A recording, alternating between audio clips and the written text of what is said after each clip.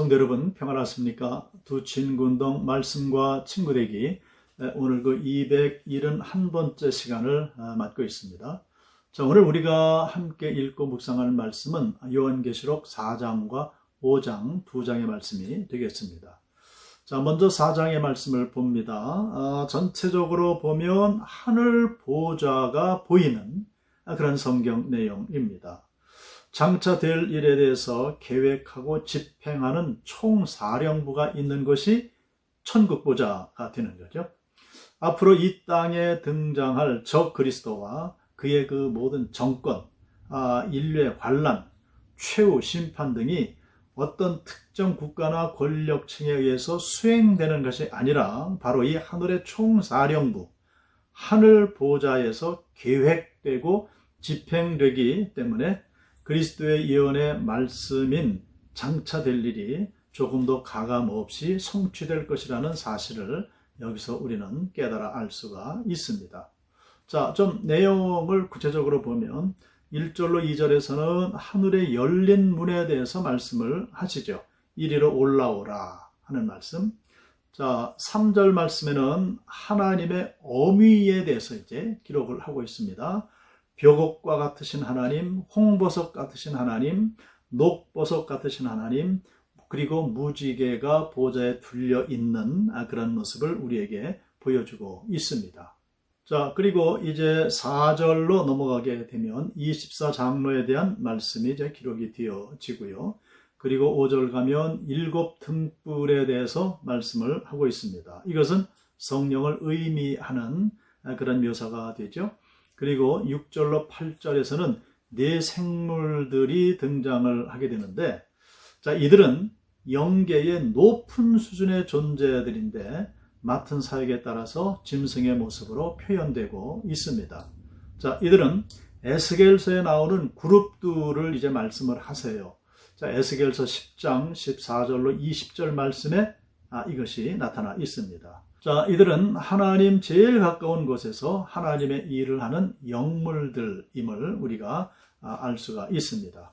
자, 마귀도 타락하기 전에는 이들 그룹 중에 속해 있었던 영물이었죠. 그러나 저들이 타락함으로 하늘 보좌에서 쫓김을 당해서 이 땅에 내려와서 지금 사탄 마귀가 되어서 수많은 귀신들을 호령하며 저들이 공중 권세를 잡고 있는 모습을 우리가 알 수가 있습니다. 그리고 이 네 영물에 대해서 조금 구체적으로 말씀을 드려보면, 자, 먼저 사자가 있습니다.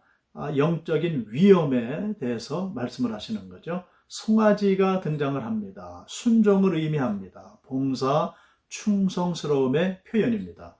그리고 독수리는 영적인 통찰력에 대한 말씀이고요. 사람이 등장을 하는데 지혜 또는 인격적인 존재의 표시로 등장을 하는 모습을 봅니다. 자, 그리고 9절로 11절에서는 24장로들의 경배와 찬양이 있습니다. 자, 이들은 자신들이 영광의 보좌에 앉아 있는 것은 전혀 자신들의 공로인 것이 아니라 오직 주님의 공로로 말미암은 것이기 때문에 자신들이 지금 쓰고 있는 면류관을 다 벗습니다. 그리고 보좌 앞으로 던져서 올려드리는 그런 모습을 보게 됩니다. 자, 이것은 모든 성도들이 하나님 나라에 올라가서 하나님 앞에서 너무 환공스러워서 모든 영광을 하나님 앞에 돌리는 그런 모습을 묘사하고 있는 것이죠.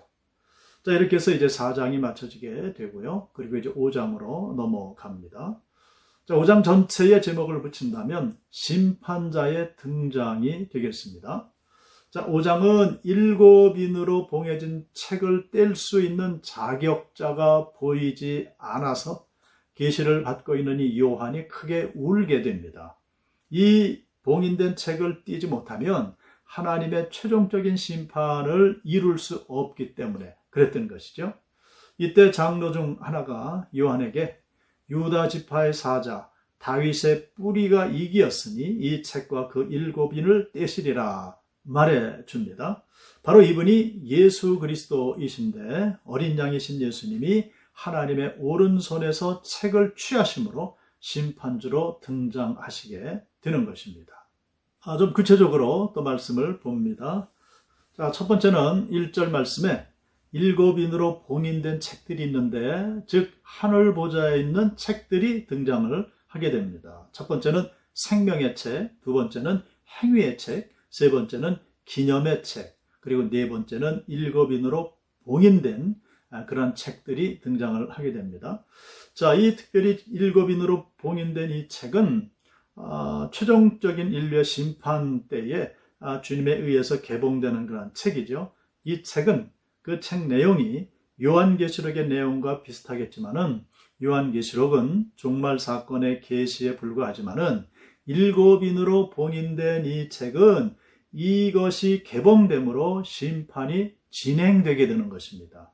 이 책은 인류의 최종말에 주님에 의해서 개봉되게 되는 그런 책입니다.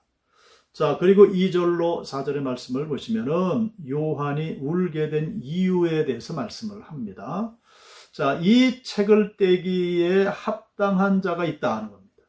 이 세상 권세가 잠정적으로 사탄에게 이제 넘겨져 있는데, 자, 이와 같은 일은 하나님의 구원 사역을 위해서 잠정적으로 하나님께서 허락하신 일이죠. 이것이 누가복음 4장 6절 말씀에 묘사되고 있습니다. 그러므로 이긴 자가 나와서 이 모든 권세를 회복하시는 겁니다. 인을 떼게 합당한 자의 자격, 죄의 빚을 갚아야 합니다. 하나님의 의를 얻어야 합니다. 요한이 보기에 이런 자격자가 보이지 않기로 울었다 하는 겁니다. 자, 그리고 이제 5절로 7절 말씀인데, 어린 양이 등장을 이제 하시게 됩니다. 그러니까 사도 요한이 울지 않아도 될 이유, 유다 지파의 사자 다윗의 뿌리가 이겼기 때문에. 이길 자의 자격은 무엇입니까? 마지막 아담이 되어야 한다.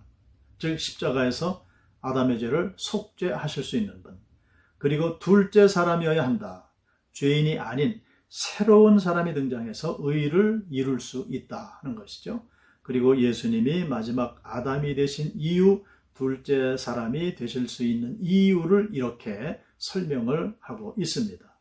자, 왜 예수님을 어린 양이라고 하셨는가? 자, 인류 역사는 예수 그리스도를 통해서 죄인을 구원하시는 인류의 구속사입니다. 아담의 가죽옷으로 회생되는 주님의 모습을 보이셨습니다.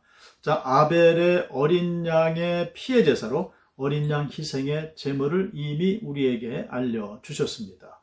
유월절의 어린 양으로 또한 보여주셨습니다.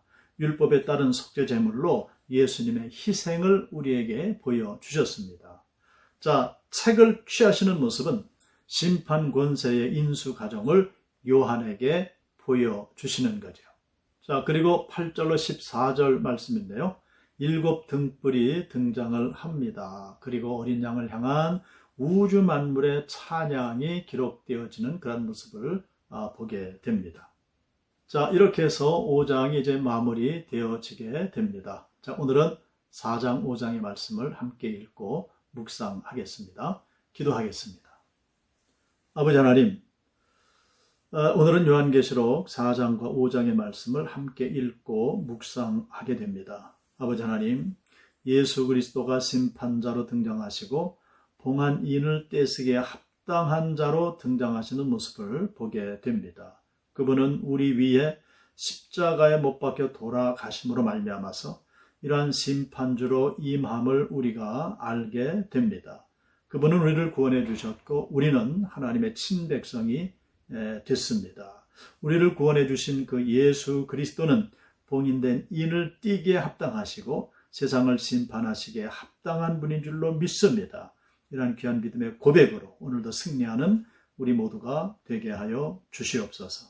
예수 그리스도의 이름으로 기도드리옵나이다. 아멘.